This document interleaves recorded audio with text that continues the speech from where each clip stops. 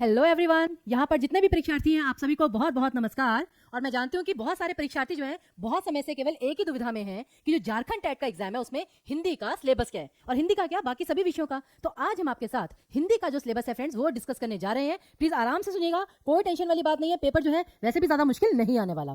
तो देखिए, सबसे पहले तो जो हिंदी भाषा है, ठीक है ना, वो आपको आएगी कितने मार्क्स की? केवल और केवल 15 मार्क्स की। कंफर्म है कि आपको हिंदी केवल 15 मार्क्स की आएगी। ओके, और उसके बाद अब हिंदी में आएगा क्या क्या, तो उस चीज को हम 3 भागों में विभाजित कर सकते हैं। सबसे पहले है व्याकरण, दूसरे नंबर पर है अपठित गद्यांश पद्यांश अर्थात कॉम्प्रीहेंशन, ठीक है ना, और तीसरे नंबर पर आता है फ्रेंड्स आपका साहित्य, लिटरेचर। अब बहुत सारे लोगों का ये कहना भाई लिटरेचर तो आएगा ही नहीं जी, कैसे आप कह सकते हैं, ठीक है ना। और दूसरी चीज जो कॉम्प्रीहेंशन है फ्रेंड्स वो आएगा। तो 15 मार्क्स में से 4 या 5 मार्क्स, मतलब ये अनुमान है कि 4 या 5 मार्क्स का कॉम्प्रीहेंशन आ सकता है। हाँ, ये भी हो सकता है कि ना आए, लेकिन काफी चांसेस है कि 4 या 5 मार्क्स का कॉम्प्रीहेंशन आएगा। उसके बाद फिर आता है आपका साहित्य। और साहित्य में फ्रेंड्स ऐसा नहीं कि आपको जैसे बिहार वाले एग्जाम में बहुत ज्यादा पढ़ना पड़ता है, यूपी टेट वाले एग्जाम्स के लिए जो लिटरेचर है बहुत गहरा पढ़ना पड़ता है, परंतु जो आपकी आधारभूत जानकारी है वो तो आपको पढ़नी ही पड़ेगी, क्योंकि एक एक पंक्ति का वो क्वेश्चन आपसे पूछा जा सकता है। और वो क्या होगा वो हम आपको बताते हैं। अब जो सबसे मेन पार्ट आता है फ्रेंड, जैसे साहित्य के मैंने आपको बताया कि 2 से 3 प्रश्न, 2 से 3 प्रश्न मतलब अप्रोक्सीमेटली हो सकता है केवल एक ही आए और हो सकता है ना भी आए, ठीक है ना। ये इसमें केवल डाउट है साहित्य में कि कितने क्वेश्चन आएंगे, या तो बिल्कुल नहीं आएगा और अगर आया तो 2 या 3 क्वेश्चन से ज्यादा नहीं आएगा। फिर अंत में आता है व्याकरण, जिस पर आपको सबसे ज्यादा फोकस देना है, क्योंकि ये तो आना ही आना है। अब बच्चे पूछते हैं व्याकरण में इंपॉर्टेंट टॉपिक्स क्या है, क्या क्या पढ़ना है? फ्रेंड्स सब कुछ पढ़ना है, ठीक है ना। तो यहाँ पर देखिए, जैसे कि सबसे पहले हिंदी व्याकरण के जितने भी विषय हैं आप देख लीजिए, इसमें कोई भी विषय छूटा हुआ नहीं है। अगर कोई विषय छूटा हुआ है तो उसे भी इंक्लूड कर लीजिए। क्यों? अब जैसे कि फॉर एग्जांपल अलंकार या छंद, ठीक है ना। छंद बच्चों को लगता है कि भाई जो हायर लेवल के एग्जाम होते हैं उसमें आता है जी, झारखंड टेट में आ सकता है। जैसे कि कविता को पढ़ते समय बीच में जो विराम आता है उसे क्या कहते हैं? एक सिंपल, एक बहुत ही छोटा सा क्वेश्चन है फ्रेंड्स, और उसका सही आंसर है यति। उसी प्रकार जैसे कहते हैं कि भाई जो हिंदी में छंदों में कुल कितने गण होते हैं, एक पंक्ति का प्रश्न है फ्रेंड्स, और इसमें कितने गण होते हैं? कुल मिलाकर 8 गण होते हैं। तो ये क्या है कि किसी भी विषय से आपको प्रश्न आ सकता है। व्याकरण की मैं बात कर रही हूं, लेकिन उसमें आपको बहुत डिटेल में जाने की जरूरत नहीं है, क्योंकि पेपर का जो कठिनाई का स्तर होगा मैं आपको आज बता रही हूं वो ज्यादा मुश्किल नहीं होगा, वो एवरेज होगा। और एवरेज का मतलब ये है कि जितने भी आपके विषय हैं एटलीस्ट पहले सबकी आपको आधारभूत जानकारी होनी चाहिए कि संज्ञा है तो उसका मतलब होता क्या है, उसके मुख्यतः प्रकार क्या है, ठीक है ना, समास होता क्या है, उसकी परिभाषा क्या है। क्योंकि अगर आप, मुझे लगता है कि कुछ लोग कह रहे थे भाई ये सीटेट के पैटर्न पर है, कुछ लोग कह रहे थे कि इस पैटर्न पर है। तो मैं आपको बता दूं, जहां तक मेरा मानना है यहां पर जो आपको पैटर्न होगा, जैसे केवीएस एग्जाम में होता है ना फ्रेंड्स, 10 या 12 मार्क्स की हिंदी आती है और उसमें साहित्य के 1-2 प्रश्न पूछ लिए जाते हैं, साथ ही साथ व्याकरण के भी जैसे पारिभाषिक प्रश्न, डेफिनेशन कि पदबंध की परिभाषा पूछ ली जाती है कि शब्दों का ऐसा समूह जो एक अर्थ, एक इकाई के रूप में कार्य करता है लेकिन पूरा अर्थ नहीं देता, वो क्या होता है? पदबंध। तो इस प्रकार के पारिभाषिक प्रश्न या बेसिक आधारभूत जानकारी वाले प्रश्न आपसे पूछे जा सकते हैं। या संधि, उपसर्ग, समास, ये तो हमेशा इंपॉर्टेंट होते हैं, पर्यायवाची विलोम।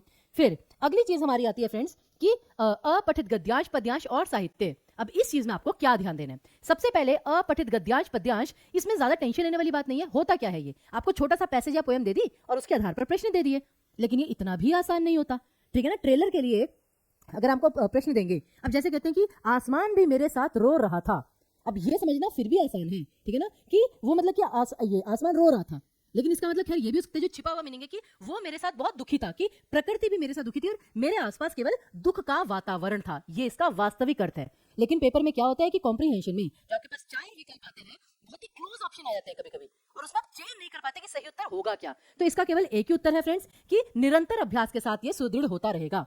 हम आपके लिए रेगुलर बेसिस पर सेशंस लेकर आते रहेंगे, तो उससे आपकी कॉम्प्रीहेंशन की प्रैक्टिस बहुत आसान हो जाएगी। और साथ ही साथ बच्चे यूट्यूब सेशन से पूछते हैं, वैसे मैं बता दूं हिंदी का डेली यूट्यूब पर सेशन दोपहर को 3 बजे होता है फ्रेंड्स, ठीक है ना। तो उसमें जब भी हम आपको व्याकरण पढ़ाएंगे तो वो हमेशा झारखंड टेट के लिए होगा ही होगा, चाहे कोई भी विषय हो फ्रेंड्स। फिर अगला विषय आता है साहित्य। साहित्य में अब जैसे आपको बहुत डीपली नहीं जाना, मैं फिर बार बार कह रही हूँ, सिर्फ आपको क्या करना है, जैसे कि काव्य शास्त्र है, काव्य शास्त्र में भरत मुनि ने काव्य रस के कितने प्रकार बताए?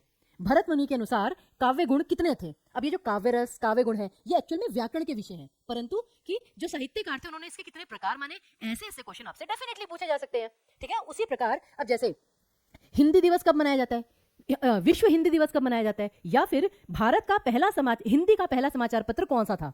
तो जैसे उद्दंत मार्तंड था, ठीक है ना। तो ऐसे जो बेसिक क्वेश्चन है जो कि हिंदी साहित्य के जीके के क्वेश्चन है बेसिकली, वो आपसे पूछे जा सकते हैं। साथ ही साथ जैसे आजकल एक दो पेपर्स में आया था, ये जो विधाएं होती हैं, नाटक, उपन्यास, फिर आपका सार लेखन। सार लेखन क्या होता है, जैसे आप समरी लिखते हैं तो उसकी विशेषता क्या है, ऐसा एक छोटा मोटा क्वेश्चन आ सकता है। तो इसके लिए आपको ज्यादा चिंता करने की जरूरत नहीं है, थोड़ी बहुत जानकारी हम आपको जितनी जरूरी है वो आपको डेफिनेटली देंगे। बहुत डीप जाने की जरूरत नहीं है, कि जब इतने से काम हो सकता है तो बहुत ज्यादा गहरे में नहीं जाना है। और वैसे मैं आपको बता दूं, टीचिंग परीक्षा जो है उसने आपके लिए बहुत सारे कोर्सेज लॉन्च किए हुए हैं, वो भी 50% डिस्काउंट के साथ। आप देख सकते हैं फ्रेंड्स, 1599 का कोर्स केवल और केवल 799 रुपए में है, 2999 का कोर्स केवल और केवल 1499 रुपए में। और यहाँ पर ठीक है ना, आपको जो पेड बैच है उसमें सारी सुविधाएं मिलती हैं, रिकॉर्डेड वीडियो, रिकॉर्डेड ऑडियो, जैसे कि जो गृहिणियां हैं काम करते समय वो वीडियो तो नहीं देख सकती, ठीक है ना, लेकिन ये जैसे अपनी पॉकेट में मोबाइल डालिया और ऑडियो से आप लेक्चर सुन रहे हैं। तो ये तो टीचिंग परीक्षा बहुत बड़ी रेवोल्यूशन लेकर आया फ्रेंड्स। और साथ ही साथ पीडीएफ मिलेंगे, मॉक टेस्ट पेपर मिलेंगे, तो आपको अलग से ज्यादा नोट्स बनाने की भी जरूरत नहीं है, तो आपको सारा सिलेबस हम इजीली कवर करवा सकते हैं।